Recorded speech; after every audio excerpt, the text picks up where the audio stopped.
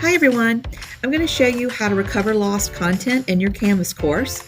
If you've deleted pages, files, announcements, these can be recovered with this simple hack. You're going to go ahead and open up your course, and up in your URL, at the very end of the web address, you're going to add / and the word undelete. Then you're going to press enter. This is going to take you to the Restore Deleted Items page, which is kind of hidden if you don't know this little trick. And this shows you everything that you have deleted from this specific course. And whatever you need to restore, you're just going to click the Restore button.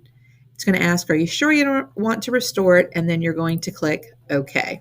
It restores that item to your Canvas course.